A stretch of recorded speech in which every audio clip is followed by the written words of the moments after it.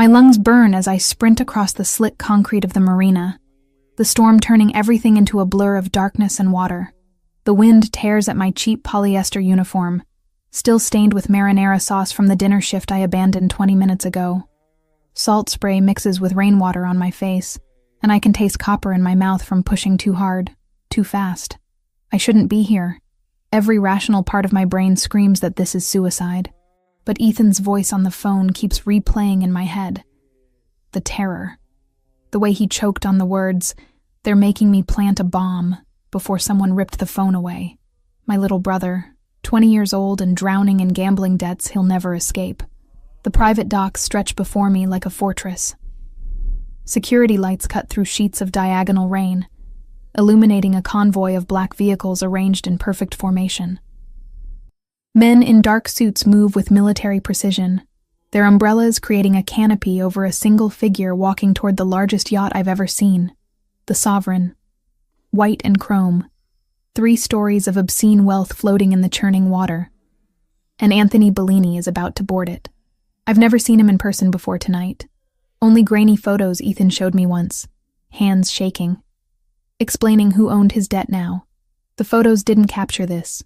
The way people instinctively create space around him. The controlled economy of movement that speaks of absolute confidence. He's tall, broad-shouldered beneath an impeccably tailored charcoal suit that somehow remains crisp despite the weather.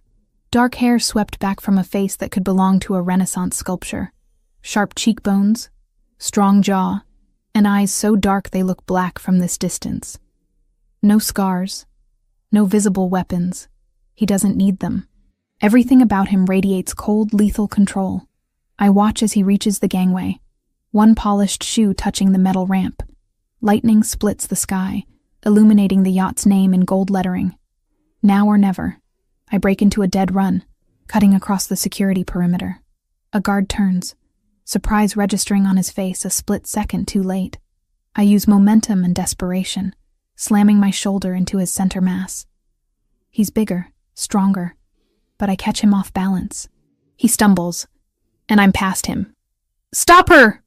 Someone shouts, but I'm already at the gangway. "Don't board!" My voice tears from my throat, raw and desperate. "Mr. Bellini! The engine, there's a bomb in the engine!" 3 things happen simultaneously. Anthony Bellini stops moving, his foot suspended above the yacht's deck. 4 guns appear, all pointed at my chest, and Anthony's hand rises in a small, precise gesture that freezes everyone in place. He turns to face me fully, and the impact of his attention is physical. Those dark eyes sweep over me in one clinical assessment. Soaked uniform, bare feet bleeding from the sprint across gravel, hair plastered to my skull. I'm gasping for air, hands raised to show I'm unarmed, and I know exactly how I look. Like a crazy person. Like someone who should be sedated and removed. But I hold his gaze, because looking away feels like death. Explain. 1 word. Quiet, almost conversational, but it cuts through the storm like a blade. My throat closes. I force words out. My brother, Ethan Evans. The O'Sullivans have him. They made him. They forced him to install an explosive device connected to the yacht's ignition system. When you start the engine, it'll detonate. I don't know exactly where it is, but I know it's there. Please, you have to check. Silence. He studies me with the same intensity someone might examine a chessboard 3 moves from checkmate. Your brother planted a bomb to kill me, and you're warning me about it. He tilts his head fractionally. Interesting choice. He didn't want to. The words tumble out faster now. They'll kill him if he doesn't. But they'll kill him anyway once it's done. I know they will. He called me. I barely understood, but I heard enough. The ignition system. Something about the fuel line. I don't know bombs. I just know he's terrified. And I can't let anyone die because of him. Anthony doesn't move for a long moment. Water streams off his shoulders, but he seems utterly unconcerned with the storm. Then he turns to the man on his left. Someone built like a concrete wall with gray hair and eyes that have seen too much. "Marco, check it. Every system. Now." Marco nods once and snaps his fingers. 3 men in tactical gear appear from one of the vehicles, moving toward the yacht with practiced efficiency. One of them has a metal detector. Another carries what looks like a portable X-ray machine. Anthony returns his attention to me, and I realize with creeping horror that he hasn't dismissed the guns. They're still trained on me, fingers resting just outside trigger guards. "What's your name?" "Kayla. Kayla Evans." "Kayla Evans." He says it slowly, tasting each syllable. "Where do you work?" The question throws me. "What?" "The uniform. It's from Marino's. The Italian place on 5th. I know the owner." His gaze drops to the name tag still pinned crookedly to my chest. "You're a server." "Waitress. Yes. I was working the dinner rush when Ethan called. And you left your shift to run here. Through a storm. To warn a man you've never met." He steps closer, and I force myself not to retreat. "Why?" "Because it's murder." My voice steadies. "Whatever my brother did, whatever debts he owes, I won't let him become a killer. And you don't deserve to die for someone else's cowardice." Something flickers in those dark eyes. Not warmth exactly. Recognition, maybe. Noble. He stops 2 feet away, close enough that I can smell his cologne beneath the rain. Cedar and something darker. Expensive. Also incredibly stupid. The O'Sullivans will kill you both when they find out you betrayed them. They're going to kill us anyway. I meet his stare, even though my knees are shaking. At least this way I can sleep at night.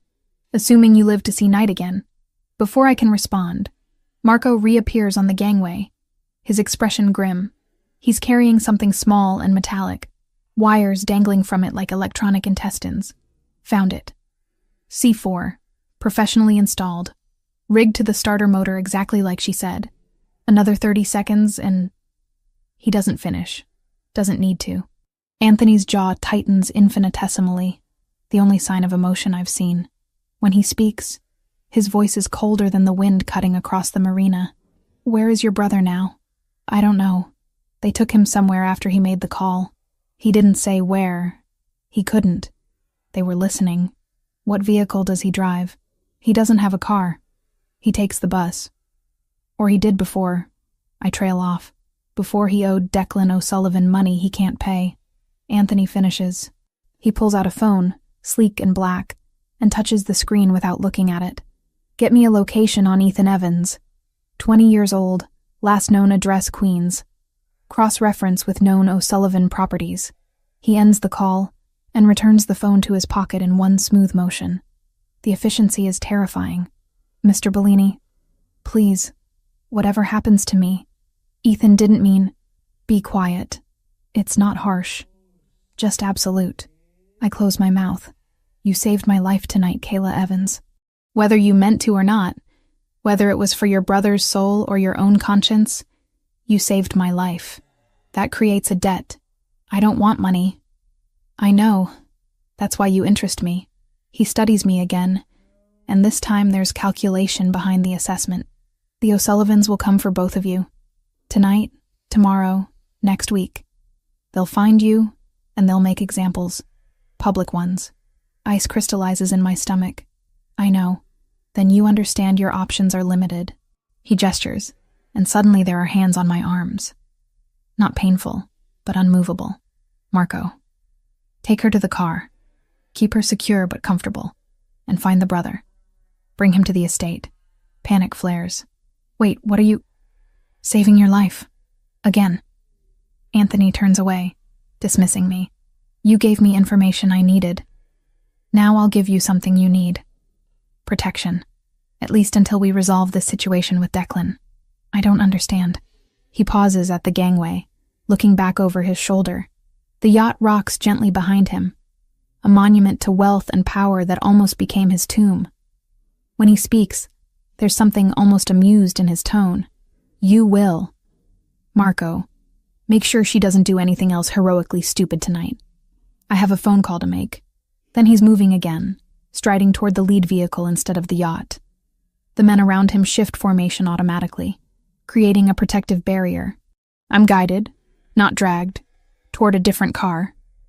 The leather interior is warm, dry, Someone hands me a towel. Through the tinted window, I watch Anthony Bellini make a call, his expression carved from stone. Whatever he's saying, whoever he's speaking to, it's a conversation that will change everything. And I realize with crystallizing certainty that I've just traded one type of danger for another. The O'Sullivans wanted us dead. Anthony Bellini wants us alive. I'm not sure which is more frightening. The elevator doesn't feel like it's moving, but the numbers climb steadily. 32 floors in complete silence except for the faint hum of machinery. Marco stands beside me, expressionless, while another guard I haven't been introduced to occupies the opposite corner. Nobody speaks. Nobody looks at me directly. I'm still wearing the damp uniform, though someone draped a wool coat over my shoulders during the car ride. Cashmere, probably. It smells like the same cedar cologne Anthony wears. My feet are wrapped in gauze and tucked into slippers 3 sizes too large. A medic cleaned and bandaged them in the back of the vehicle while we drove through the city, his hands efficient and impersonal. Ethan is alive. They found him in a basement storage unit near the docks, zip-tied to a metal chair with a hood over his head. Marco told me this in clipped sentences, offering no details about his condition. Just secured and en route. The elevator opens onto a space that steals what little breath I have left.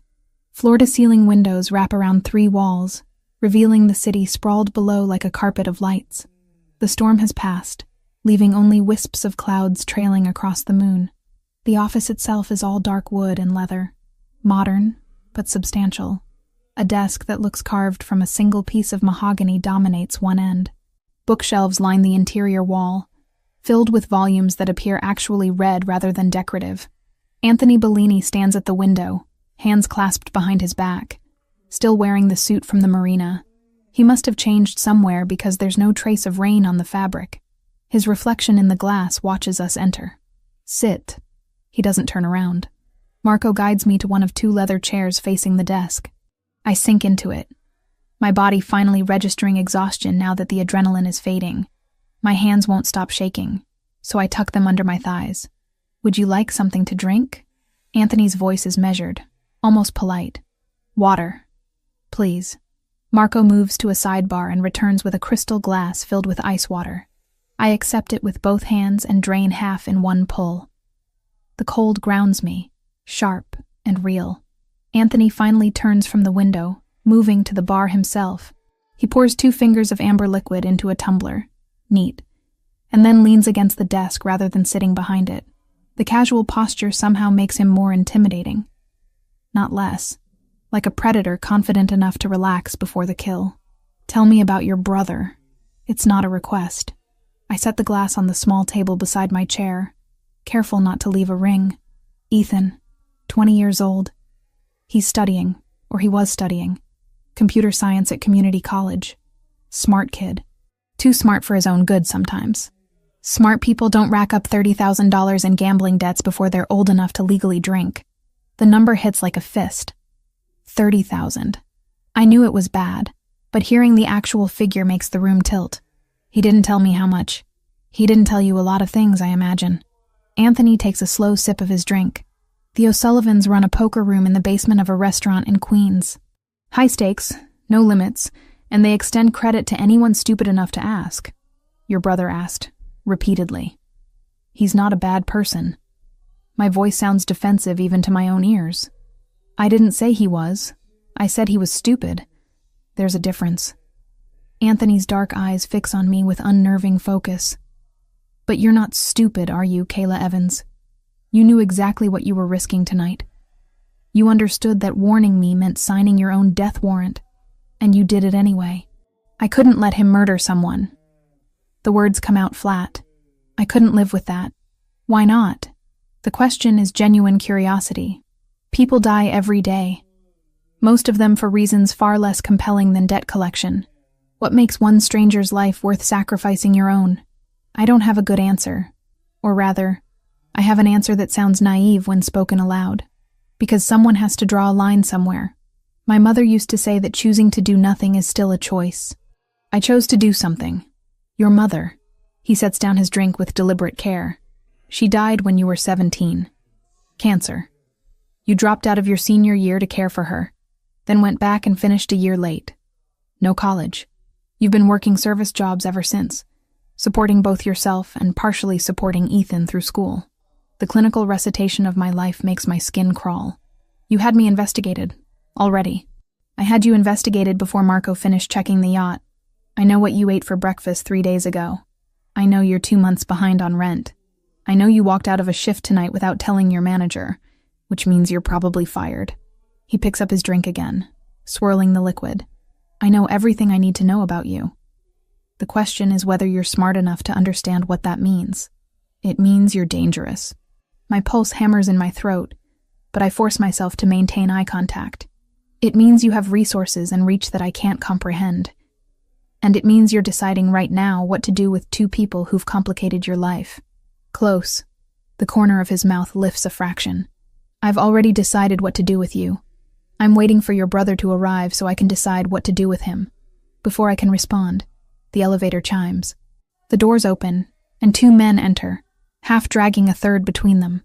Ethan's face is swollen on one side, dried blood crusting under his nose. His hands are zip-tied in front of him, and he's shaking so violently he can barely walk. Ethan! I lurch out of the chair, but Marco's hand on my shoulder stops me. Kayla? Ethan's voice cracks. His eyes find mine, wide and terrified. Oh God, Kayla, I'm sorry. I'm so sorry. I didn't know what else to do. Quiet. Anthony doesn't raise his voice, but the command slices through Ethan's babbling. The men dump my brother into the second chair. Ethan curls forward, hunching like he's trying to make himself smaller. Anthony approaches slowly, studying Ethan with the same clinical detachment he used on me. Ethan Evans, 20 years old. Computer science major with a gambling problem and no survival instinct. He circles the chair. You took money from Declan O'Sullivan, $30,000 over 6 months. You lost it playing poker with men who've been playing since before you were born. And when Declan called in the debt, you agreed to commit murder rather than face the consequences. They said they'd kill me. Ethan's voice is barely audible. They showed me pictures of what they do to people who don't pay. I saw what they did to this guy. His fingers were... I don't care what they showed you. Anthony's tone doesn't change, but ice crystallizes in each word. You put a bomb on my yacht. My yacht. Do you understand how spectacularly foolish that was? Ethan stares at his bound hands, tears streaming down his face. Anthony returns to the desk, picking up his drink. Your sister saved both our lives tonight. She sacrificed her safety, her job, possibly her future, to warn me about what you'd done. That kind of loyalty is rare. Admirable, even. He takes another sip. So I'm going to give you both a chance to survive this. But first, I need to make a phone call. He pulls out his phone, taps the screen, and activates the speaker. The ringtone fills the office, each pulse amplifying the tension. A rough voice answers on the third ring. Who's this? Declan. It's Anthony Bellini. We need to talk. Silence. Then a laugh, sharp and humorless. Bellini. Heard you had some excitement at the marina tonight. Shame about your yacht. Hope you weren't planning any trips.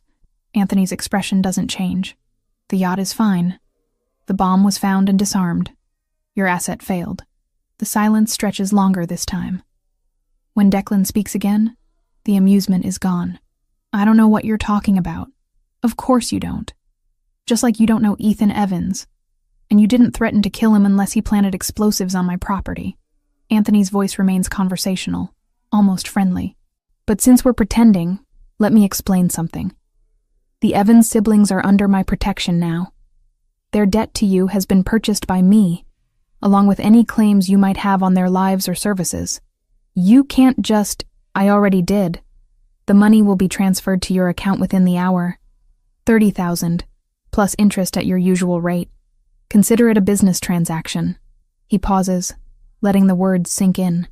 But understand this, Declan.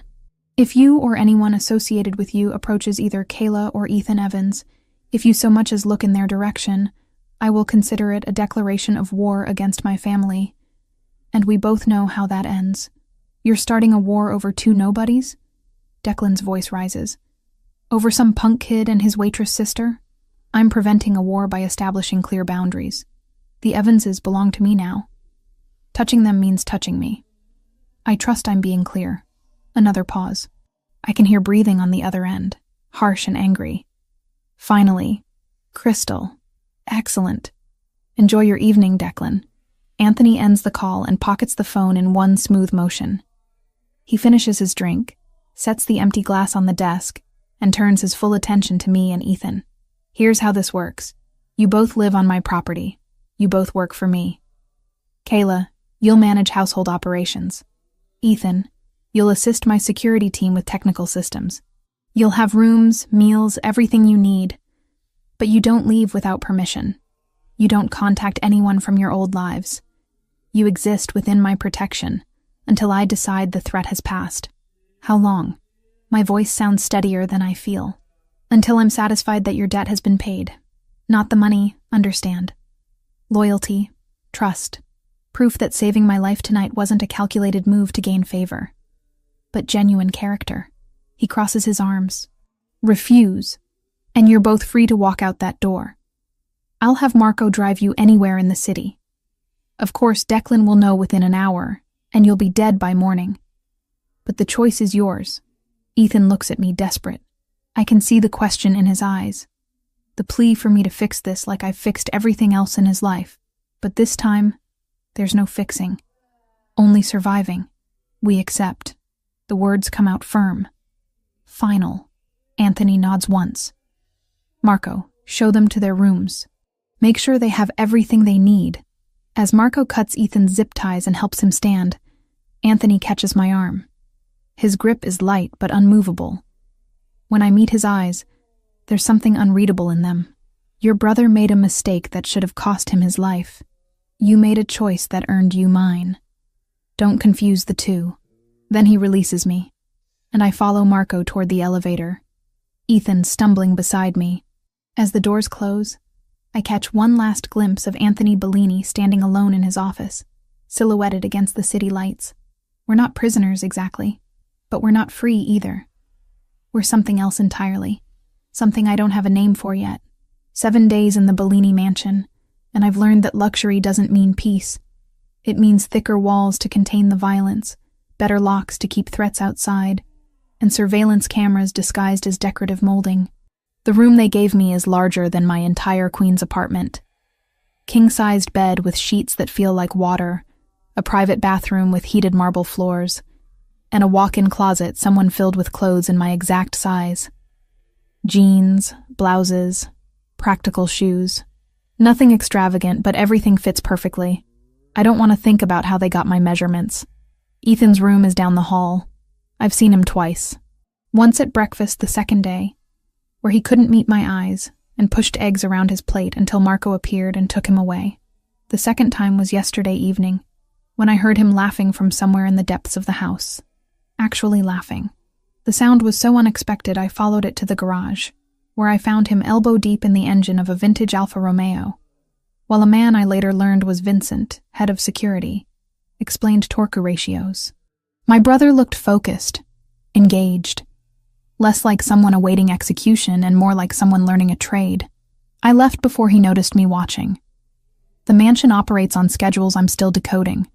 Staff arrive at 6 a.m, a cook, 2 housekeepers, a groundskeeper, someone whose job seems to be exclusively maintaining the indoor plants.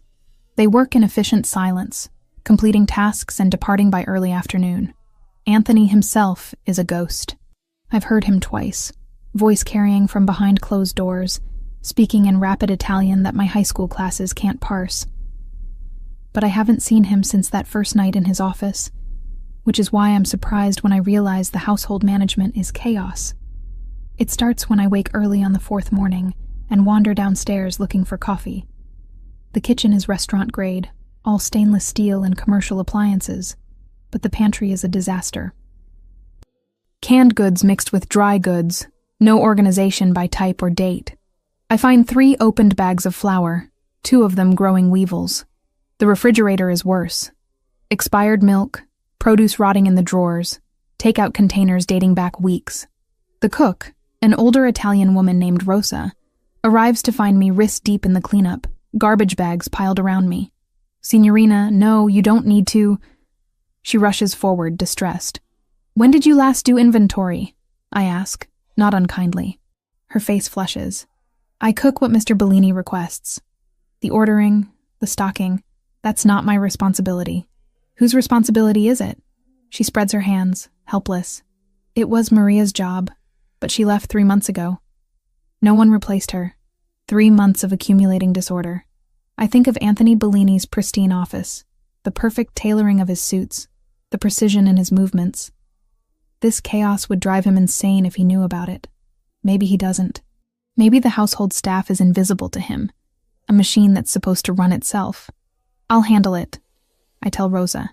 By noon, I've cataloged every item in the kitchen, created a master inventory list, and identified what needs ordering. By evening, I've done the same for the household supplies, cleaning products, linens, toiletries. The housekeepers watch me with wary confusion, unsure if I'm overstepping or helping. I don't ask permission. I just do the work. The pattern continues.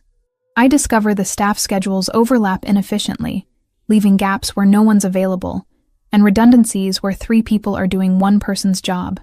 I create a new rotation, posting it on the back of the pantry door. I find receipts for vendors overcharging by 30% and research alternatives. I establish protocols for supply orders, maintenance requests, and emergency contacts. The house begins functioning like the restaurant I used to work at during the Sunday brunch rush. Organized chaos transformed into synchronized efficiency. On the 7th day, I'm in the library cross-referencing vendor invoices against delivery logs. When I feel the change in air pressure, that means I'm no longer alone. Anthony Bellini stands in the doorway, suit jacket off, shirt sleeves rolled to his elbows. It's the most casual I've seen him, and somehow the absence of armor makes him more intimidating. His forearms are corded with muscle, and there's a thin white scar running along his left wrist that I didn't notice before. You've been busy. His voice cuts through the silence. I set down my pen carefully, turning in the leather chair to face him. The house was falling apart. I'm aware. He moves into the room, scanning the spreadsheets I've laid across the massive oak table. I've been meaning to hire a house manager for months. Haven't had time to vet candidates properly. You don't need a candidate, you need a system. I gesture at the documents. Your vendors were robbing you blind. Your staff schedules were a mess. And your pantry hadn't been inventoried since last spring. He picks up one of the spreadsheets, dark eyes scanning the columns. Something shifts in his expression. Not surprise exactly. Recognition. You did all this in a week. I did this in 3 days. The rest of the time I've been refining it. I stand, moving to the table to point at specific entries. You were paying 32% over market rate for produce. I found 3 suppliers willing to beat that by 15% with better quality. Your housekeeping service was charging for 5 hours daily, but only working 3. I renegotiated to hourly instead of flat rate. And your security system monitoring subscription was auto-renewing at the promotional rate that expired 2 years ago. Anthony sets down the spreadsheet, studying me instead of the numbers. You could have stayed in your room, read books, watched television, pretended to be a guest. I don't know how to be a guest. The words come out sharper than intended. I know how to work, so I worked. Managing a household isn't payment for protection, Kayla. No, it's proof that I'm useful. That keeping me here is an investment, not charity. I meet his gaze directly. You said the debt would be paid through loyalty and trust. I'm paying it the only way I know how. For a long moment, neither of us speaks. The library feels smaller suddenly. The air charged with something I can't name. Anthony's jaw tightens fractionally, and I watch the muscle jump beneath the skin. Tomorrow you'll meet with my accountant, he says finally. Show him what you've found. He'll implement the changes with proper authority. It's acknowledgement. Approval, even. I nod once. The sound of shattering glass explodes from the front of the house. Anthony moves before the echo fades, his entire body shifting from relaxed to lethal in the span of a heartbeat. He's through the library door and down the hall before I process what happened. I follow, instinct overriding caution. The main foyer is pristine except for the window.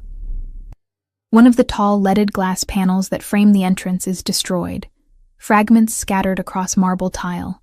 In the center of the destruction sits a brick, gray and unremarkable except for the paper wrapped around it and secured with twine.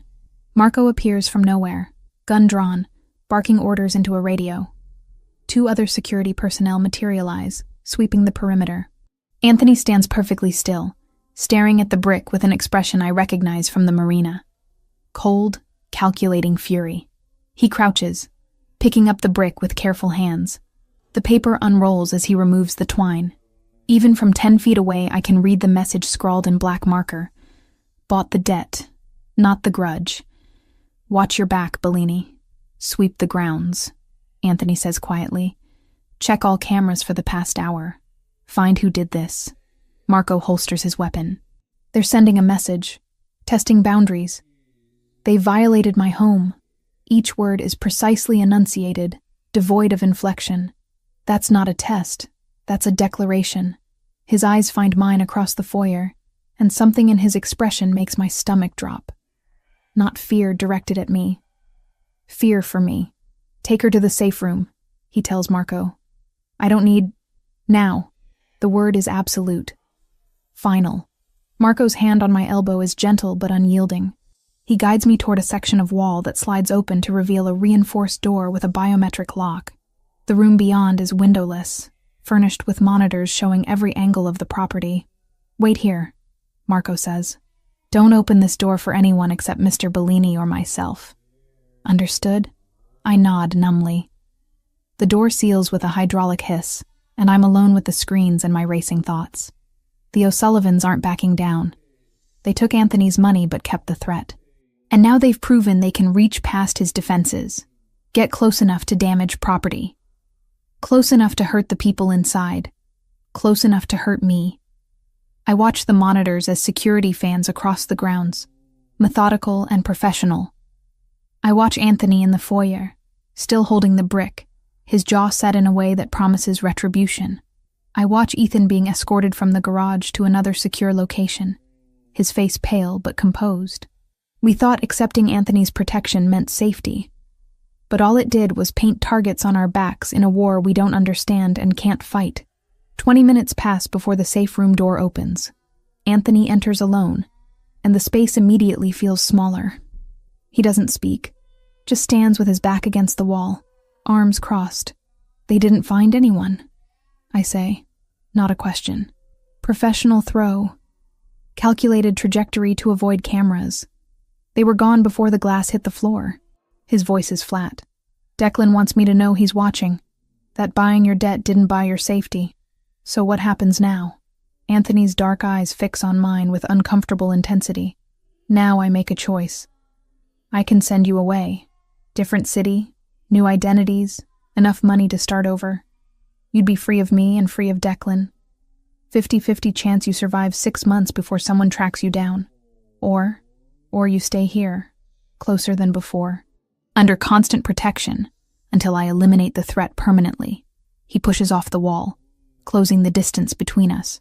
Keeping you here makes you a target. Sending you away makes you prey. Either option could get you killed. But at least here, I control the variables. You're asking me to trust you with my life. My voice doesn't waver. I'm telling you that you already did. The moment you ran across that marina, his hand rises, and for a second I think he might touch my face. Instead, he points at the monitors. This is my world, Kayla. Violence and strategy and calculated risks. You saved me from becoming a casualty. Let me return the favor by keeping you from becoming one. I look at the screens. At the mansion that's become both sanctuary and prison. At the man whose protection is the only barrier between me and death. I stay, I say. Anthony nods once, something like satisfaction crossing his features. Good. Then we prepare for war. The dress hangs in my closet like an accusation, deep burgundy silk that catches light and transforms it into liquid fire. I've been staring at it for 10 minutes, and it still doesn't feel real. Mr. Bellini requires your presence at the museum gala tonight. Marco delivered the message this morning with his usual economy of words. 7 o'clock, A stylist will arrive at 4 to assist with preparations. I didn't ask why. In the 2 weeks since the brick shattered our illusion of safety, I've learned that Anthony Bellini doesn't explain strategy to the pieces on his chessboard. He simply moves them. The stylist turns out to be a woman named Julia, small and severe, who takes one look at me and sighs like I've personally offended her. She spends 3 hours transforming me into someone I don't recognize. Hair swept into an elegant twist, makeup applied with precision that emphasizes cheekbones I didn't know I had, nails shaped and polished in neutral rose. When she finally allows me to put on the dress, I understand why she chose it. The color makes my hazel eyes look amber in certain light. The cut is deceptively simple, sleeveless with a high neckline, but it fits like it was sewn onto my body. The silk moves when I breathe, whispering against skin I've spent 23 years ignoring. The jewelry. Julia produces a velvet box containing delicate gold pieces, thin chain necklace with a small pendant, matching bracelet, subtle earrings. Nothing ostentatious. Everything perfectly calibrated to suggest wealth without screaming it. I look like I belong in Anthony Bellini's world. That's the point, I realize. Tonight I'm not Kayla Evans, former waitress. I'm whoever he needs me to be. The door to my room opens without knocking. Anthony enters, stops, and goes completely still. He's wearing black. Suit, shirt, tie, all in varying shades of darkness that make him look like he's carved from obsidian. His hair is styled back from his face, emphasizing the sharp architecture of his features. Those dark eyes sweep over me once, comprehensive and assessing before meeting my gaze. You'll do. 2 words, utterly devoid of inflection, but I catch the fractional tightening of his jaw, the way his hands flex once before he clasps them behind his back. For Anthony Bellini, that's equivalent to a gasp. What exactly am I doing? I turn from the mirror to face him directly. Attending a charity gala. The museum is hosting a fundraiser for arts education. Very public, very visible, very safe. He moves further into the room, and I'm suddenly aware of how intimate this space is. My bedroom, my territory. Except nothing here is actually mine. Declan O'Sullivan will be there. He sits on the museum's board of directors. Understanding crystallizes cold and sharp. You're using me as bait. I'm establishing that you're under my protection in a setting where violence would be inconvenient for everyone involved. He stops 3 feet away. Declan needs to see that threatening you means confronting me. Publicly. Where his reputation is as vulnerable as mine. There are 6 of my people on the floor, 4 more outside, and a response team within minutes, he adds, shifting fully into the cadence I have come to recognize as operational, not personal. I am not throwing you to him, Kayla. I am making sure that when he looks at you, he has to see me, and the cost of underestimating both of us. And if he doesn't care about reputation, then we'll have confirmation that he's abandoned rational strategy for revenge. Either way, I gain information. Anthony tilts his head slightly. You've been observing the security rotations. You've noticed the blind spots in the northeast corner of the property. You've watched Vincent train Ethan in defensive driving techniques. Don't pretend you haven't been preparing for exactly this kind of situation. He's right. I've been paying attention to everything, cataloging details the way I used to memorize table numbers and drink orders. Survival instinct repackaged as situational awareness. What do you need me to do? Be yourself. Watch. Listen. Tell me if you see anything unusual. His voice drops lower. You have good instincts, Kayla. You proved that at the marina. Trust them tonight. Before I can respond, he produces a small earpiece from his pocket. Communication device. Marco will be on the channel, as will 2 other security personnel positioned throughout the venue. If you feel unsafe, say the word sanctuary, and you'll be extracted immediately. I take the earpiece, fitting it into my ear. It's nearly invisible, warm from his hand. Ready? He asks. No, absolutely not. But I nod anyway. The museum is all marble columns and vaulted ceilings, transformed into a garden of lights and flowers for the evening.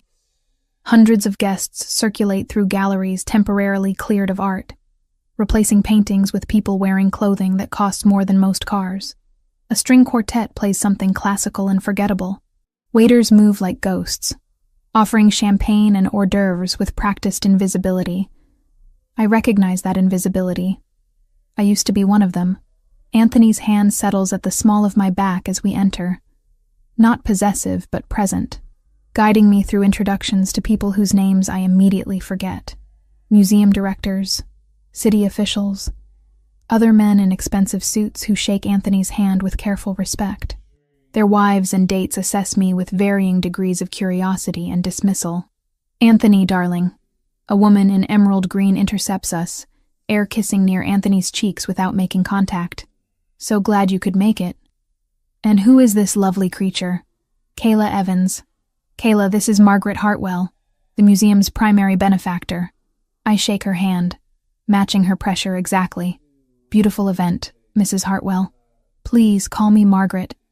Any friend of Anthony's is always welcome." Her eyes catalog every detail of my appearance, pricing each element. "That dress is stunning." "Valentino? I'm not sure," I admit honestly. "It was a gift." Margaret's smile sharpens with understanding. How generous. As she glides away, I catch Anthony's reflection in a nearby window. He's watching me with something approaching amusement. "You're doing well," he murmurs. So quietly only I can hear. "I haven't done anything." "Exactly. You're not trying too hard." That's the secret to this world. Confidence and boredom in equal measure. We move deeper into the crowd. I accept champagne from a passing waiter more for something to hold than any desire to drink it.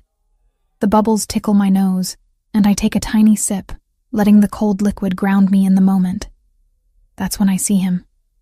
Not Declan O'Sullivan, though I spot him later across the room, distinguished and silver-haired, holding court near a bronze sculpture. No, I see the waiter. Young, maybe 25, carrying a tray of champagne flutes. Nothing unusual about that. Except he's sweating despite the museum's climate control. Except his eyes never quite focus on any guest, always sliding away from direct contact. Except his trajectory through the crowd is deliberate, angling specifically toward where Anthony stands talking to a city councilman. I've worked enough service jobs to recognize the difference between a professional waiter and someone pretending. Professionals move efficiently, take the quickest path, make eye contact to anticipate needs. This man is doing none of those things. He's forcing himself through a script, and the effort shows in every stiff movement. My pulse kicks up. I touch Anthony's arm lightly, interrupting his conversation. "Excuse me." I pitch my voice to carry polite apology. I need to borrow him for just a moment. Anthony's eyes flick to mine, reading the tension in my face. He excuses himself smoothly and allows me to guide him 2 steps away. "The waiter with the champagne tray, coming from your left."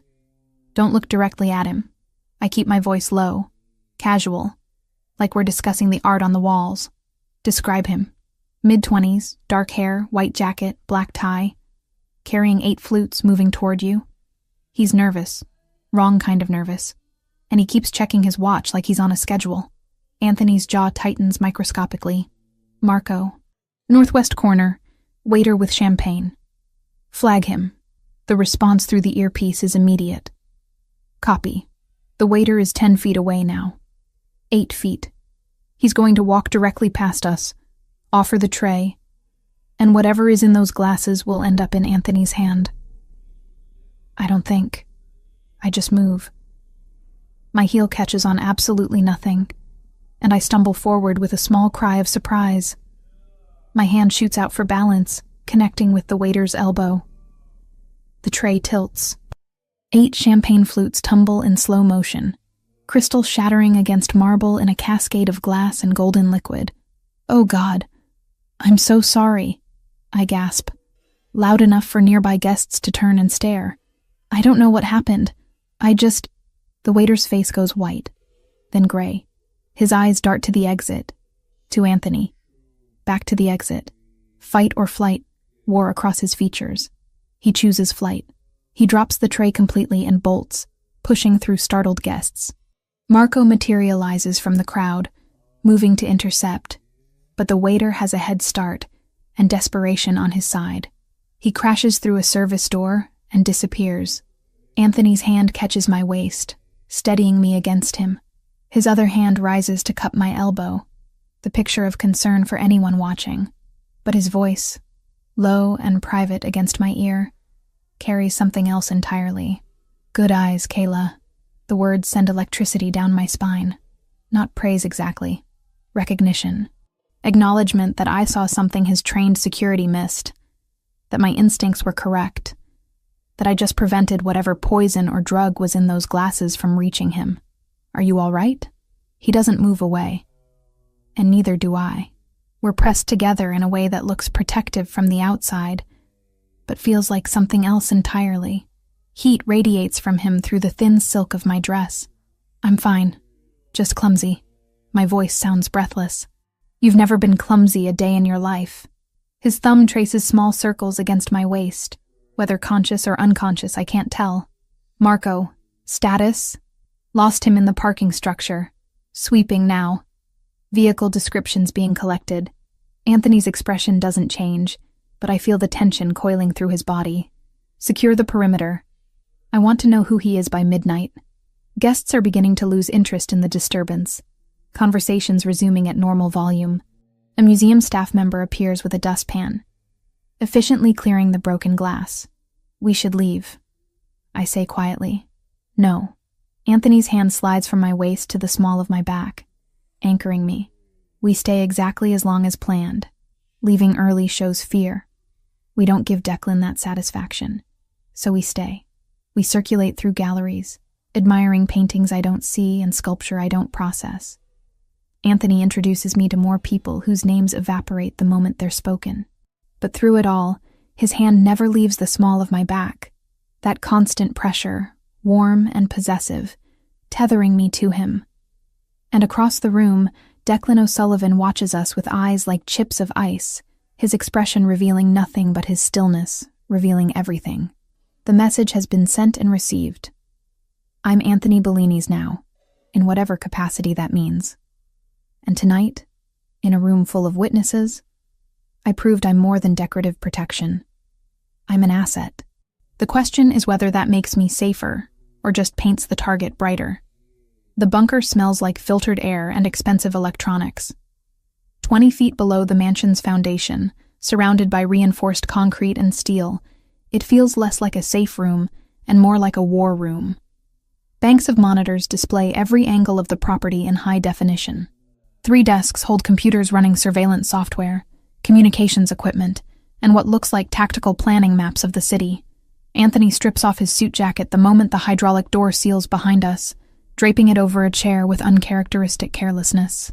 He loosens his tie, rolls his sleeves to his elbows, and I'm struck by how much more dangerous he looks when the polish comes off. The controlled violence beneath the expensive tailoring becomes visible in the tension of his shoulders, the precise movements of his hands as he activates systems and pulls up screens. Marco. Status.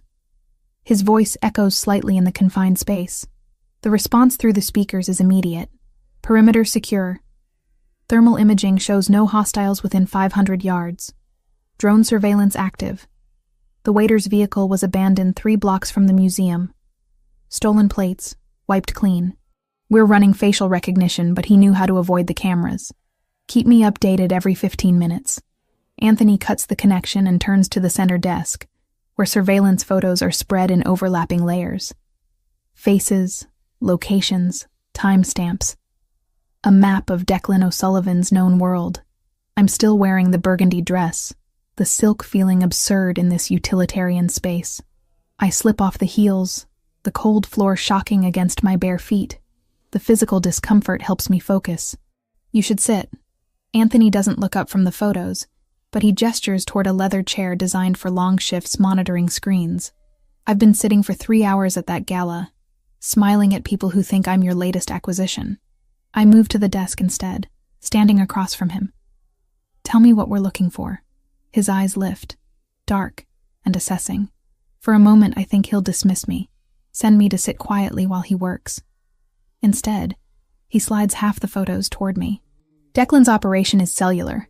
He doesn't keep all his assets in one location. We've identified 3 properties he definitely uses: an apartment in Midtown, a restaurant in Queens that fronts his gambling operation, and a warehouse near the docks. Anthony taps each location on the city map. but none of them are secure enough for him to hide in during open conflict. He has another location, somewhere we haven't found.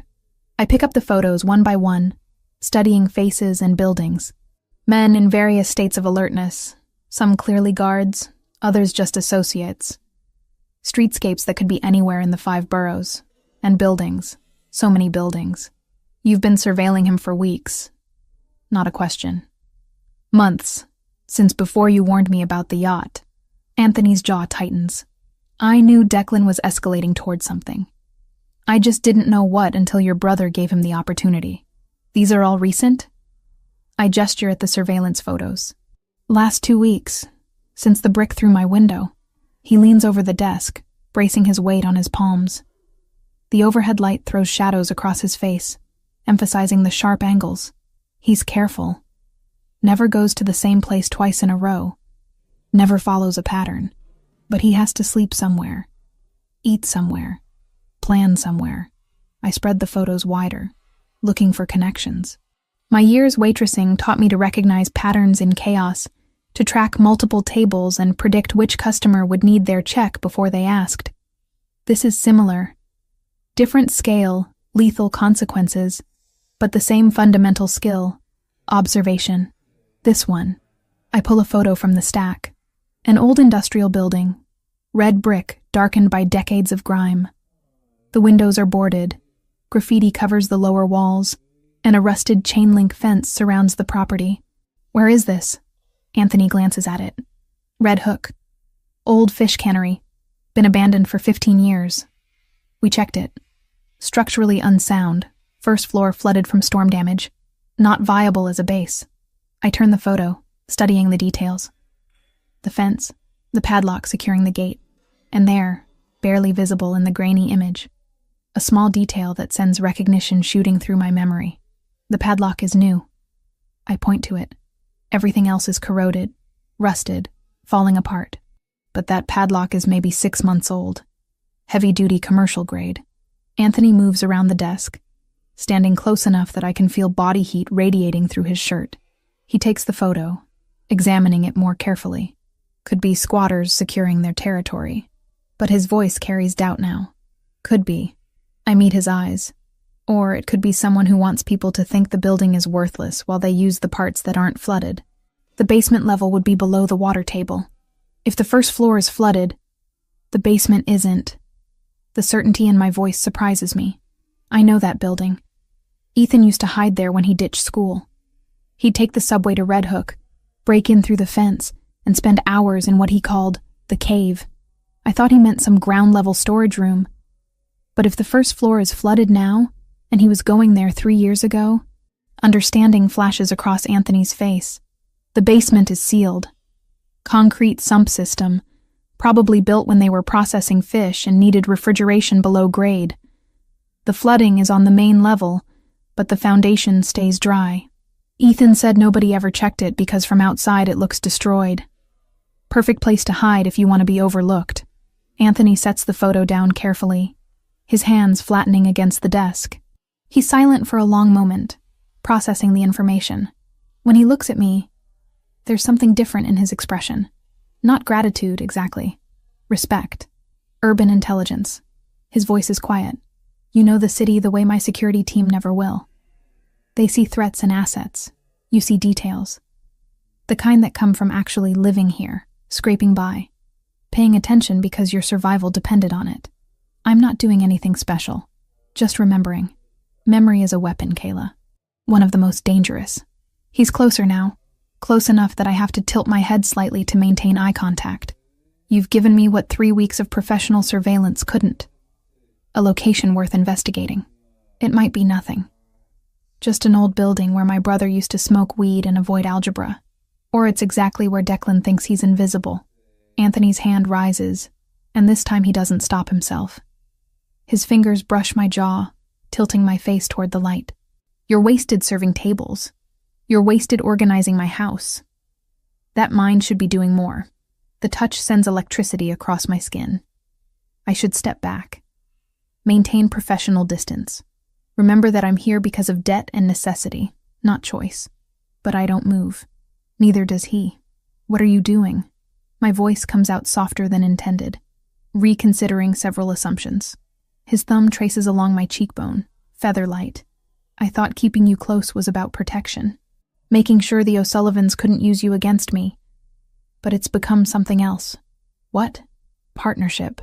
The word hangs between us, loaded with implications. You see what I miss. I have resources you need. We complement each other's weaknesses. That's very tactical of you. I'm acutely aware of how close we're standing, of the warmth of his hand against my face, of the way his eyes have darkened from near black to something deeper. I'm always tactical, but his voice has lost its clinical edge. Except right now. Right now I'm about to do something completely impractical. He kisses me. It's not gentle, not tentative or exploratory. It's decisive and thorough, his mouth claiming mine with the same confidence he applies to everything else. One hand stays at my jaw, angling my face precisely where he wants it. The other slides to the small of my back, pulling me flush against him. The silk dress is a useless barrier between us, thin enough to feel every plane of muscle, every point of contact. I should hesitate. Question this. Maintain some kind of boundary between employer and employee, protector and protected, captor and captive. But those definitions dissolved sometime between the marina and the museum, between the broken window and the surveillance photos. I kiss him back. My hands find his chest, feeling his heart hammering beneath the expensive cotton. The texture of his shirt is smooth under my palms as I slide them up to his shoulders, anchoring myself against the intensity of the moment.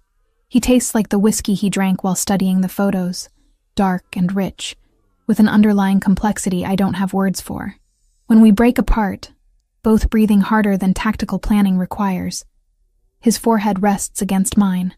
The position is intimate in a way the kiss somehow wasn't. Vulnerable. That was impractical. I whisper. Extremely.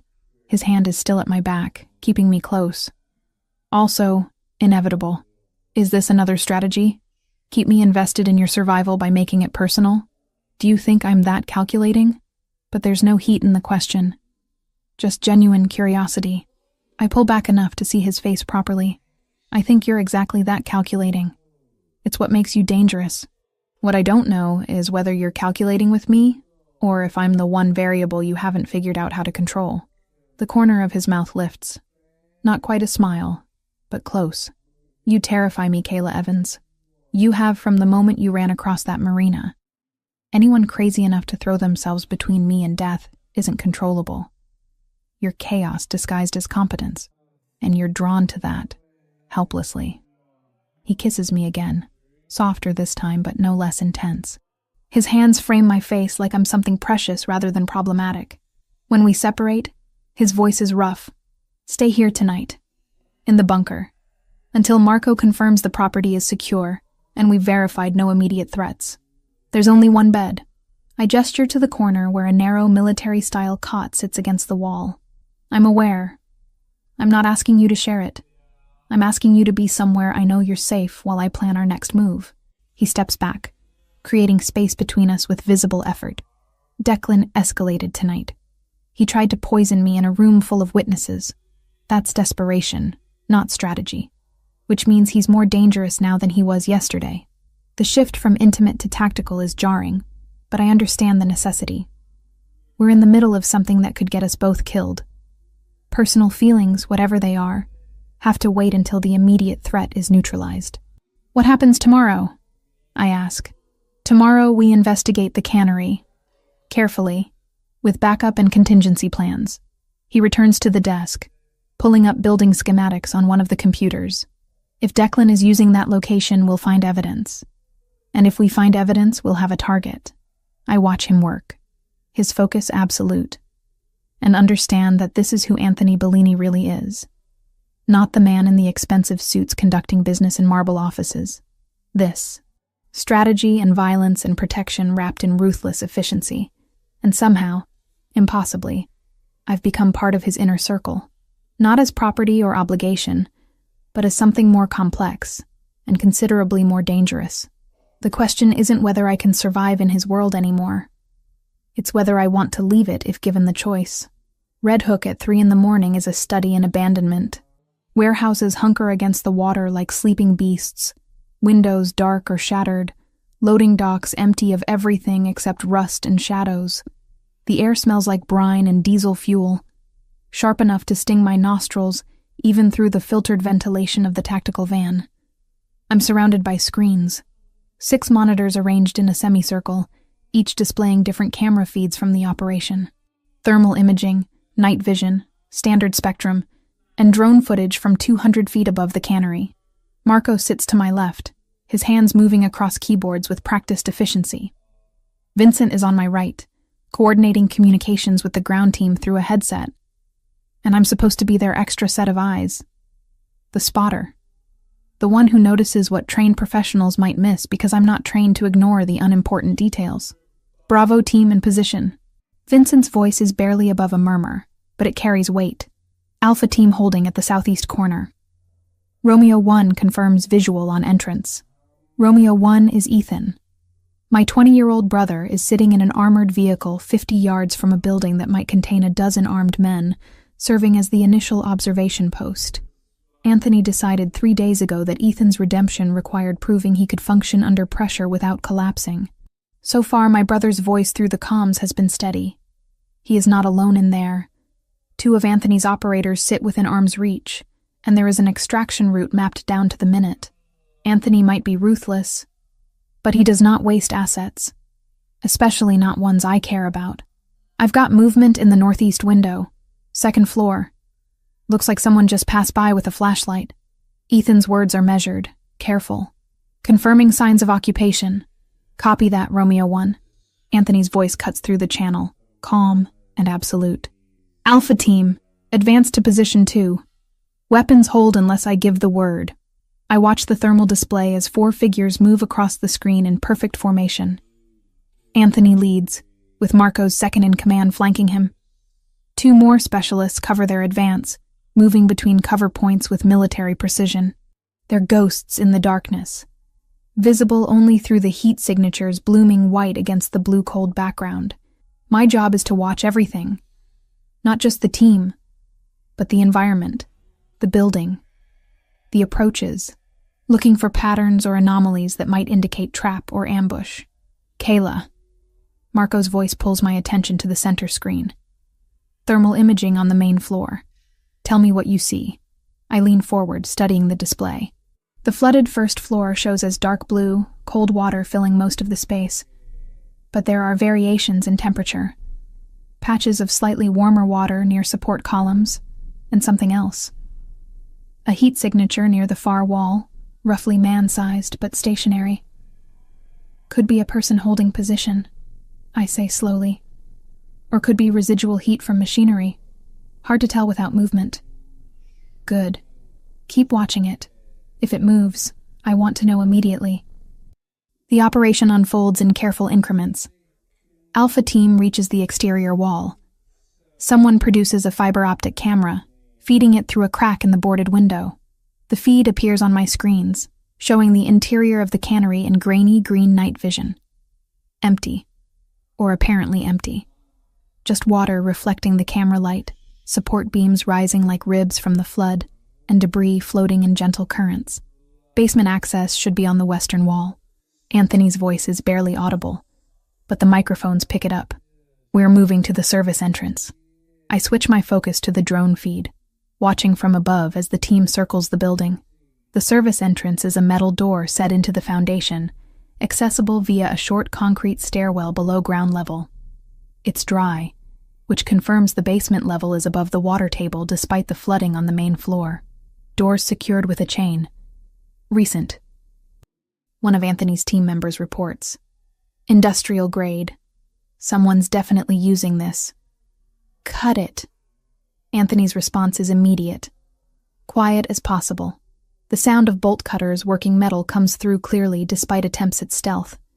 Each cut seems impossibly loud in the pre-dawn silence. I find myself holding my breath, waiting for alarms or response from inside. Nothing. The chain falls away, and the team stacks up on either side of the door. Bravo team, you're our backup. Hold position and watch for runners. Anthony's hand appears in the drone feed, making a countdown gesture. 3 fingers. 2. 1. They breach fast and silent, disappearing into darkness. My screens switch to their helmet cameras, showing narrow concrete corridors lit intermittently by their tactical lights. For a heartbeat, my mind tries to drag me back to the marina.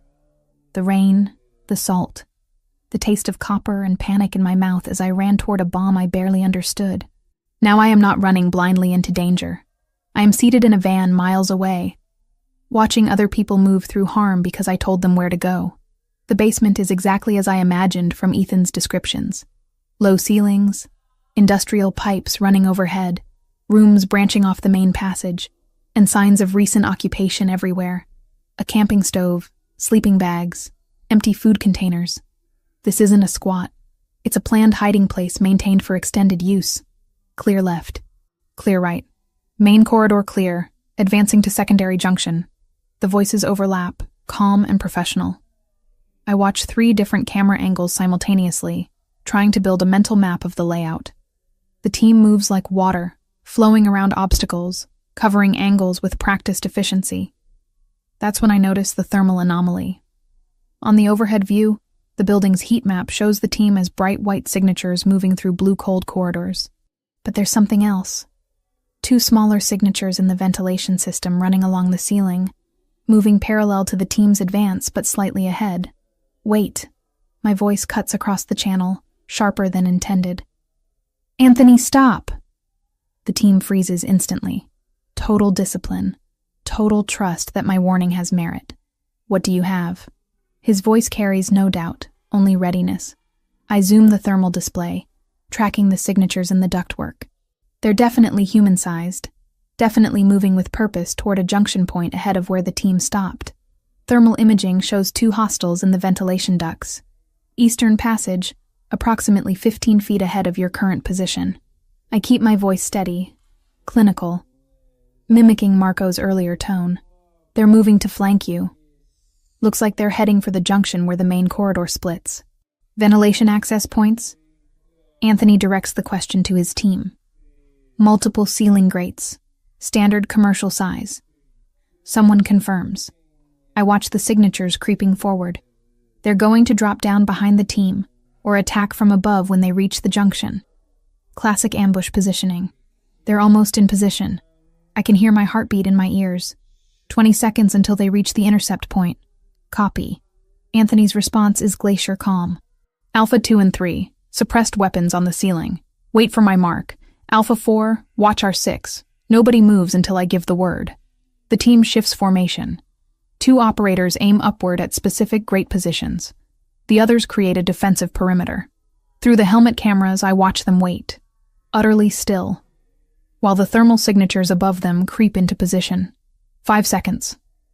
I count down. 3, 2. They're directly above you. Now. The suppressed weapons fire with soft coughs rather than bangs. The ceiling grates shatter. 2 bodies drop from the ductwork, hitting the concrete with impacts that sound like wet meat hitting stone. The team is on them instantly, weapons trained, lights illuminating 2 men in dark clothing who aren't moving anymore. Targets neutralized. Anthony's voice carries no emotion. Check them. ID, weapons, communications. I exhale for the first time in what feels like minutes. Marco glances at me, something approving in his expression. Good catch. Most spotters would have dismissed that thermal reading as rats or building artifacts. I've seen enough rats to know how they move. My hands are shaking now that the immediate threat has passed. Those were too large, too purposeful. On screen, the team continues their sweep. They find the command center in what was probably the cannery's main refrigeration room. Computers, communications equipment, maps marked with locations throughout the city. This was Declan's planning headquarters, his sanctuary, the place he thought invisible. Jackpot. Anthony's voice carries grim satisfaction. Kayla, your brother's intel was accurate. Remind me to buy him something expensive. Just get him through this alive. I'm watching the screens, but I'm thinking about Ethan in that vehicle, proving his worth, trying to earn back trust he shattered with stupid choices. Romeo 1, you're clear to extract. Good work tonight. Anthony pauses.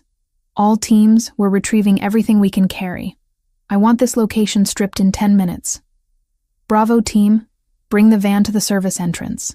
The operation shifts to evidence collection. Hard drives, documents, phones, anything that might contain intelligence on Declan's operations or associates. The team moves efficiently, loading equipment into cases and hauling it up the stairs. I watch the perimeter feeds, alert for any response. But Red Hook stays dark and silent. Either Declan's people weren't expecting an attack, or they've already fled. Either way, Anthony's gamble paid off.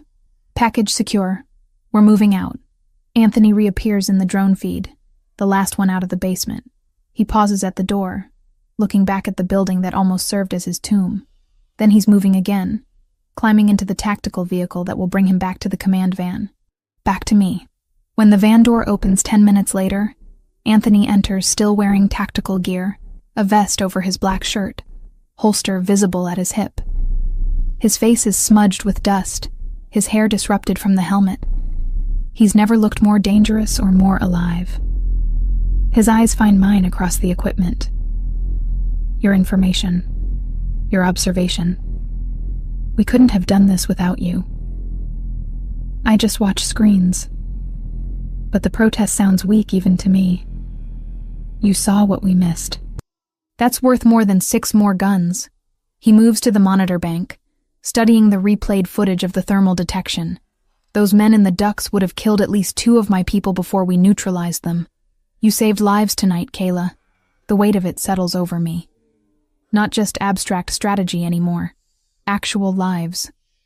People who go home to families because I noticed a thermal signature and trusted my instinct. Vincent claps me on the shoulder once. Welcome to the team, spotter.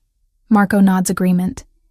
Even the tactical operators file past, offering quiet acknowledgments. I've earned something tonight. Not just Anthony's trust, but theirs.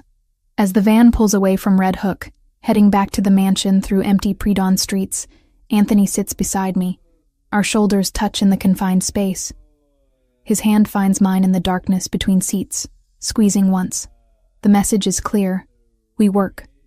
Together. As partners. The factory interior unfolds across 6 monitor screens, each angle revealing layers of rusted machinery and shadows that move with purpose. Anthony's team swept through the building 30 minutes ago in coordinated silence, neutralizing resistance with efficiency that would be beautiful if it weren't so lethal. 4 guards down, restrained with zip ties in the loading bay. 2 more unconscious in the eastern corridor. Declan O'Sullivan's protection dismantled piece by piece until only one room remains occupied. The main office. 2nd floor, overlooking what used to be the processing floor. Steel-framed windows that haven't been cleaned in decades.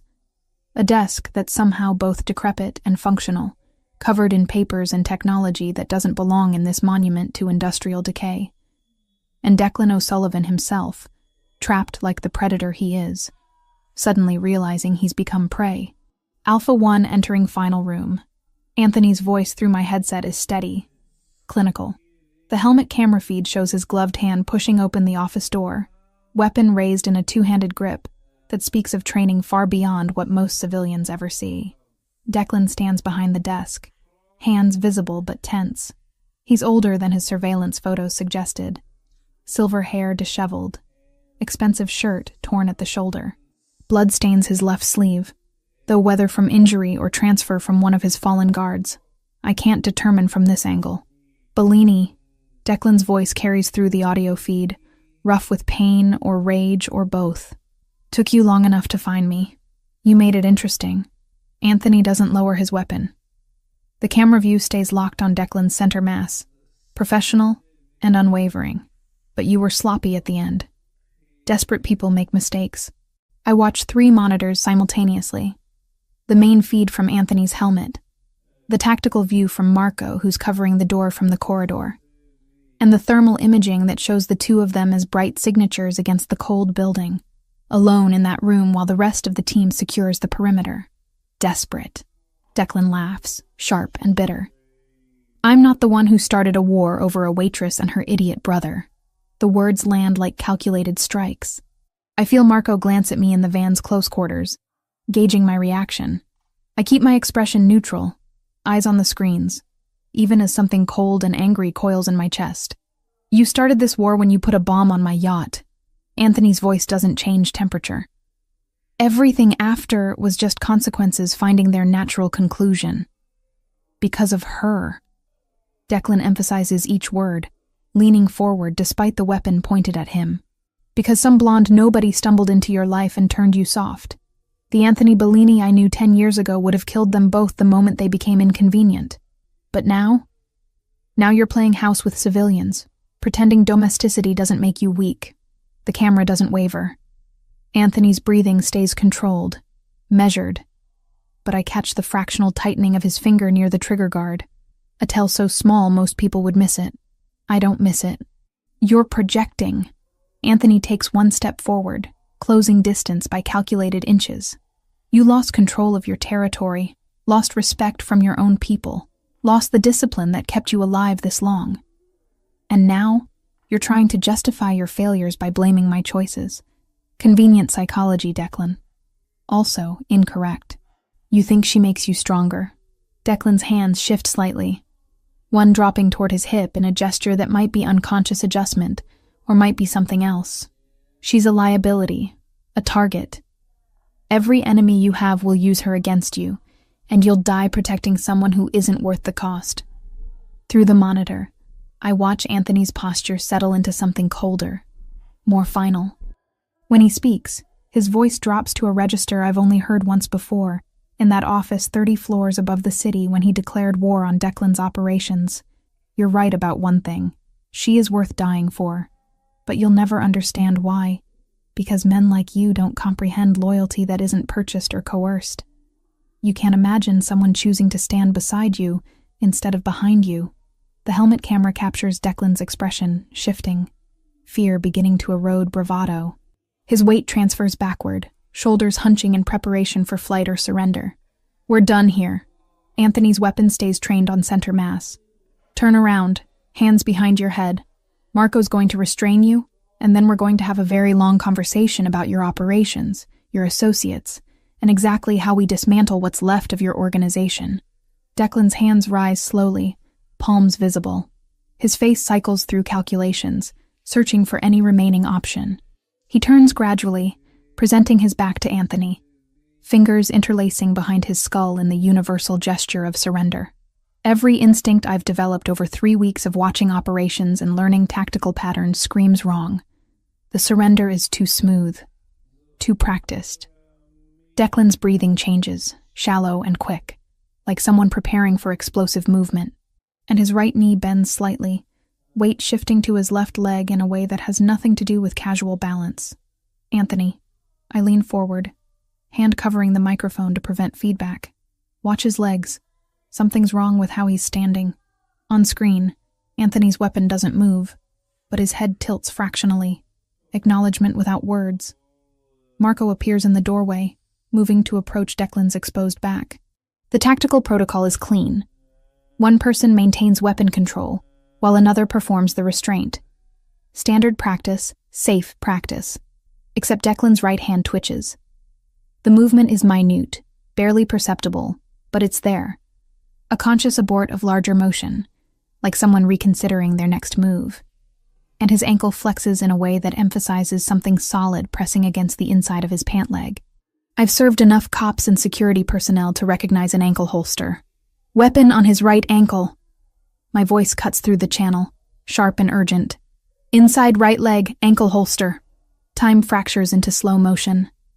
Declan's hand abandons the surrender position, dropping toward his leg. His body pivots, twisting to bring the concealed weapon into firing position. A small revolver emerges from his pant leg, silver steel catching the dim light. Anthony's response is instantaneous. Not reactive. Proactive. Like he was waiting for exactly this betrayal. I saw it. His voice is utterly calm as he fires twice in rapid succession. The suppressed weapon makes sounds like sharp exhalations. Both rounds hit Declan in the shoulder and upper chest, the impacts spinning him sideways. The revolver flies from nerveless fingers, clattering across the concrete floor. Declan collapses, breath wheezing, hands clutching at wounds that pump blood between his fingers. Marco is on him before he finishes falling, kicking the revolver away, pressing Declan face down against the floor. The older man gasps, struggling weakly, but the fight has left him along with dangerous amounts of blood. Medical. Marco's voice is efficient, emotionless. Gunshot trauma. Upper right quadrant. Subject is contained but needs immediate stabilization if we're keeping him alive. Anthony lowers his weapon slowly, deliberately. The helmet camera shows him staring down at Declan's prone form with an expression I can't fully read. Not satisfaction, not regret. Something colder and more complex. Secure him. Anthony turns away, holstering his weapon in one fluid motion. Vincent. Status on perimeter? Clear. No additional hostiles detected. Building is ours. Vincent's response crackles through the channel. Then we're done here. Anthony moves toward the door, pausing to look back at Declan one final time. Get him stable enough for transport. He's going to tell us everything he knows, and then he's going to disappear into a hole so deep his own mother wouldn't find him. The helmet camera cuts off as Anthony removes the gear. The remaining feeds show the team moving efficiently through post-operation protocols. Evidence collection, site sanitization, casualty management. Declan is strapped to a stretcher, still conscious but fading, while a medic works to keep him from bleeding out. They stabilize him just enough to keep him conscious, not comfortable. An improvised interrogation room takes shape around the stretcher, medical kit balanced on a crate, plastic sheeting dragged under the metal frame. Marco's voice a low metronome of questions as he presses for names, accounts, safe houses. Declan holds out longer than I expect, and less than he probably promised himself he would. In the end, it's not mercy or a clean arrest that waits for him. Just blood loss, and the math of bad choices finally coming due on that concrete floor. 15 minutes pass before the van door opens. Anthony climbs inside, and the confined space feels smaller with his presence. He's shed the tactical vest, but blood spatters his shirt and forearms. Not his blood. Never his. He's holding a white cloth, methodically wiping red stains from his hands with movements that are almost meditative. Our eyes meet across 3 feet of equipment and distance that feels simultaneously vast and non-existent. You saw the ankle holster.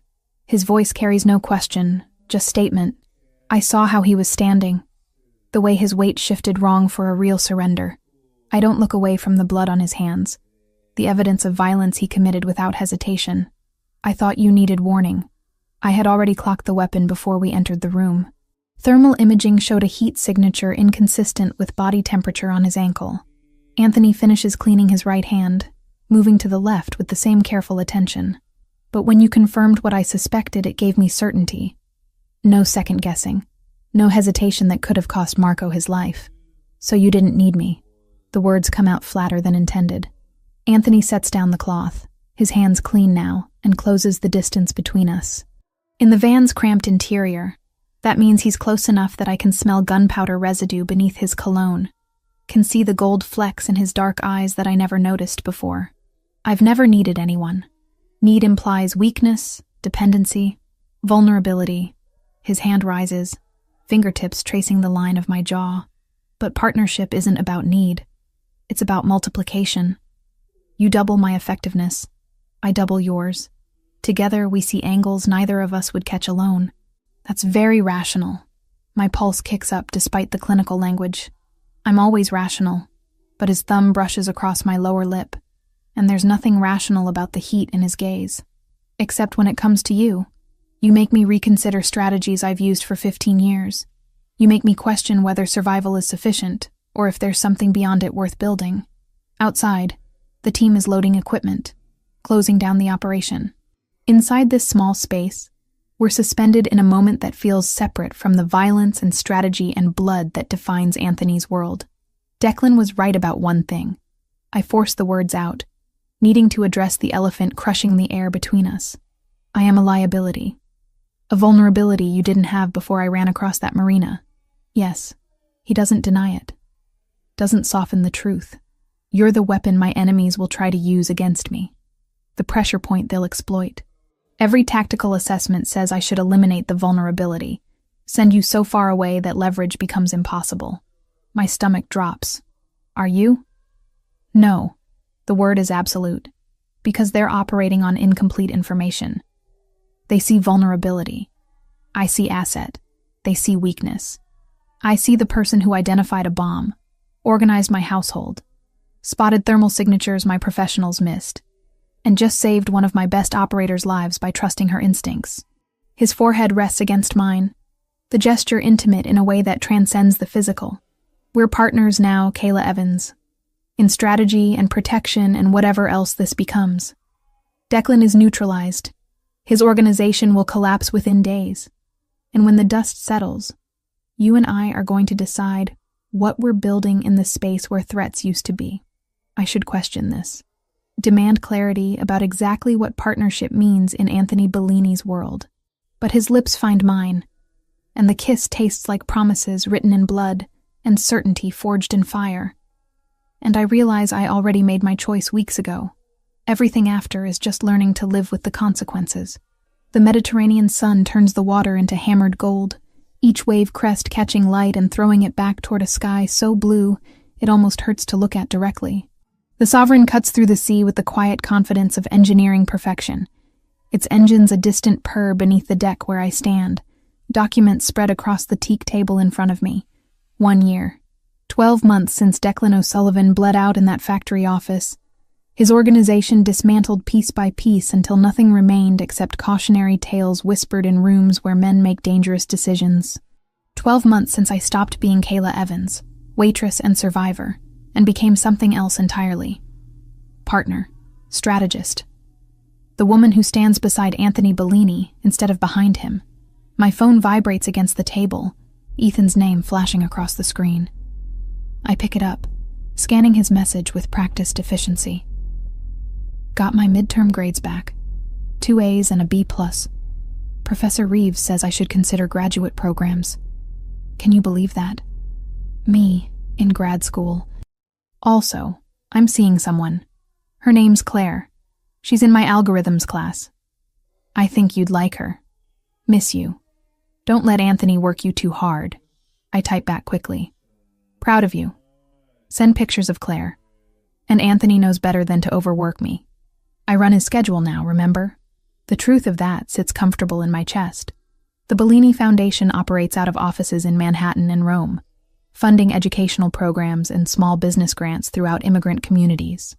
Legitimate enterprise built on the bones of less legitimate operations. My job title is Director of Operations, which is corporate speak for the person who makes sure Anthony's vision translates into functional reality. I'm good at it. Better than I ever was at carrying plates or organizing pantries. Turns out the skills required to manage a household in chaos transfer remarkably well to running a multi-million-dollar charitable foundation.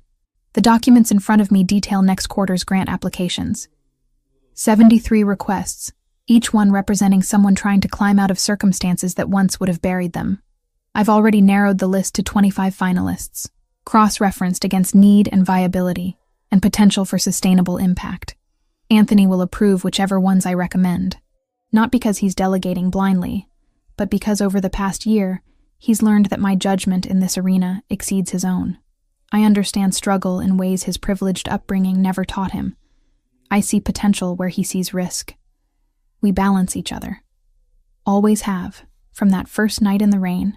Footsteps on the stairs pull my attention from the applications. Anthony emerges onto the deck, barefoot and casual in ways I never imagined possible when I first saw him in that impeccable charcoal suit.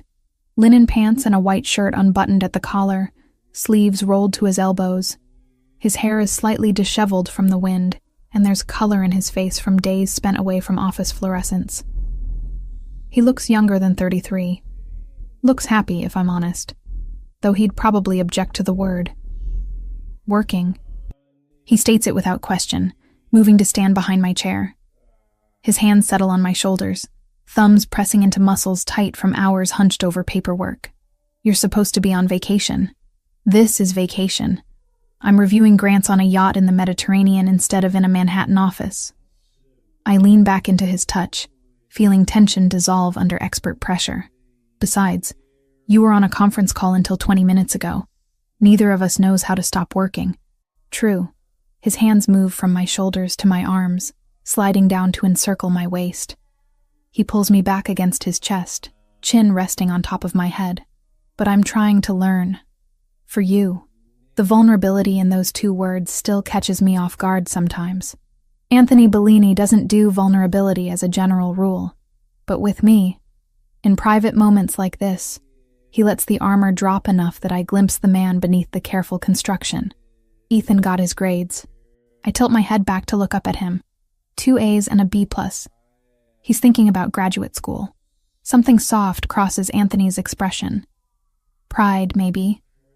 Or satisfaction at an investment paying unexpected dividends. He's come far. From installing bombs under duress to legitimate academic achievement in 12 months. That's not nothing. You gave him a second chance when most people wouldn't have. My hand covers his where it rests against my stomach. That's not nothing either. I gave him opportunity. He did the work. Anthony's breath stirs my hair. Same way I gave you protection and you turned it into partnership. Neither of you needed saving. You needed space to become who you were always capable of being. The words land heavy and true. A year ago I would have argued, insisted that without his intervention I'd be dead in a gutter somewhere. But time and distance from immediate danger have given me perspective. Anthony opened doors, but I walked through them. He provided resources, but I determined how to deploy them. We built this together. The foundation, the legitimate operations, the life that looks nothing like what either of us expected. Speaking of protection, Anthony's voice shifts, taking on the edge that means he's thinking tactically. Marco confirmed this morning that the last of O'Sullivan's former associates accepted the buyout. The territory is stable. No outstanding threats, no loose ends. We're clear. Clear. The word represents months of careful negotiation, strategic intimidation, and calculated generosity. Declan's organization didn't disappear overnight. It fragmented, with pieces scattered across the city, each one needing to be addressed individually. Some were absorbed into Bellini operations. Others were bought out and retired. A few disappeared in ways I don't ask about because some answers aren't meant for daylight. But the result is the same. The threat is neutralized. The war is over. So we're safe. I let the statement hang between us, testing its weight. As safe as anyone in our position ever is. Anthony's arms tighten fractionally. There will always be new threats, new challenges, but nothing like Declan, nothing personal, just business, which is manageable. I turn in his embrace, needing to see his face. The sun highlights gold in his dark eyes, warm instead of cold. The man who stares back at me isn't the same one who stood on a marina dock a year ago, calculating threats with inhuman precision. He's softer now. Not weak, never weak, but accessible in ways he wasn't before. Do you regret it? The question emerges before I can stop it. Letting me complicate your life. Taking on responsibility for me and Ethan. Building something legitimate instead of staying in the shadows. Anthony's hand rises to cut my face, thumb tracing my cheekbone. I regret nothing. You forced me to evolve beyond simple survival. To consider legacy and meaning instead of just power and control. His mouth curves slightly.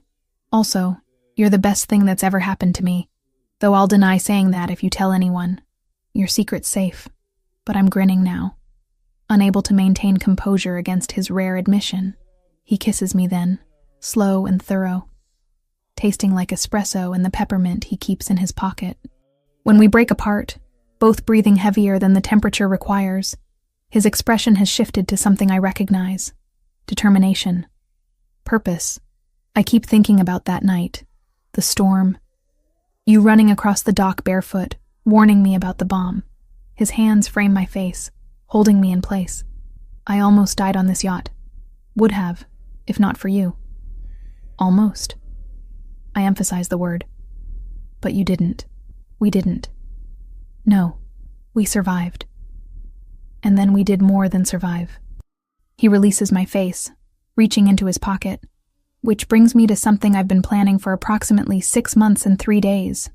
The velvet box is small, deep blue, expensive in the way that doesn't announce itself.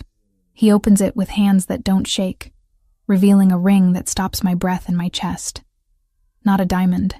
Sapphire, dark blue like the Mediterranean water surrounding us, set in platinum with smaller stones flanking the center gem.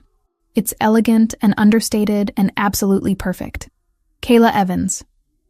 Anthony's voice carries the same calm authority he uses for tactical planning, like proposing marriage is just another operation requiring precision execution.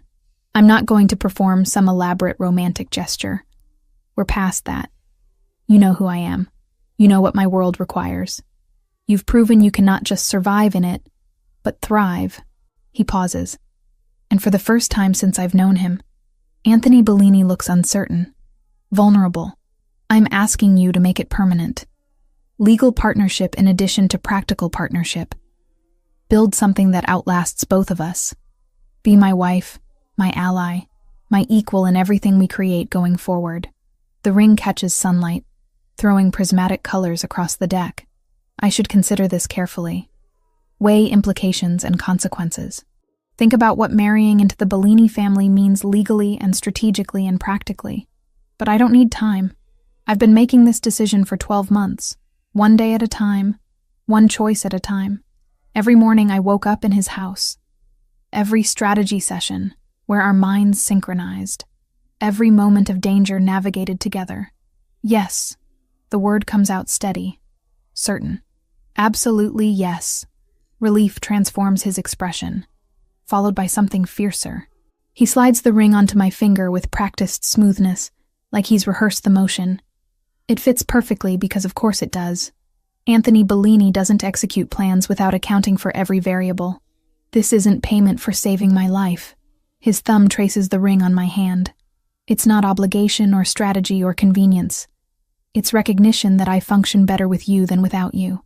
That what we've built together is worth protecting, worth formalizing, worth betting my future on. I know. And I do. After a year of watching Anthony operate, I understand how he thinks. This proposal isn't romantic impulse. It's calculated decision backed by evidence and experience and genuine feeling. He probably doesn't have vocabulary for beyond tactical terminology. That's okay. I speak his language now. He kisses me again, and the Mediterranean sun warms my back while the ring warms my hand. And somewhere in the distance, the Sovereign's engines hum their approval. We stay on the deck until evening, planning logistics with the same focus we apply to foundation operations. Small wedding, immediate family only. Ethan will stand up with me. Marco will stand up with Anthony. Nothing extravagant, nothing public. Just legal recognition of what already exists. As the sun sets and stars begin emerging in the darkening sky, I lean against the railing, watching light dance across water. Anthony joins me, his arm around my waist, both of us silent. You realize this is the same yacht where it all started. I break the quiet finally. The Sovereign, scene of the almost crime that brought us together. I'm aware. His voice carries dry amusement. Why do you think I insisted on bringing you here? Full circle. From the place I almost died to the place where we start building what comes after. It's perfectly Anthony. Tactical and symbolic and deeply meaningful beneath layers of practical reasoning. Think you almost lost just the boat that night? I ask, echoing the conversation I know we need to have. No. His arm tightens.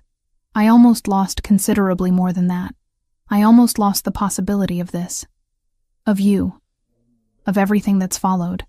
The admission hangs in the air. Genuine and rare. Anthony doesn't traffic in sentimentality, which makes the moments when emotion breaks through all the more valuable. Good thing I'm terrible at minding my own business. I turn in his arms, facing him fully. Good thing I ran across that marina. Good thing I chose to warn you instead of walking away. Good thing you have terrible survival instincts that somehow keep you alive. He's smiling now. Really smiling. And it transforms his entire face. Good thing I'm possessive enough to keep you anyway. We kiss as the sun finishes setting, and somewhere below deck, the crew prepares dinner. And in New York, Ethan texts his new girlfriend about his family. And in Rome, the foundation staff processes applications that will change lives. The war is over. The threats are managed. The future stretches ahead like the Mediterranean itself, vast and possibility-filled and ours to navigate together. I'm not Kayla Evans anymore, waitress and survivor. I'm becoming Kayla Bellini, partner, strategist, wife. The woman who saved a mafia boss and ended up saving herself in the process. The end.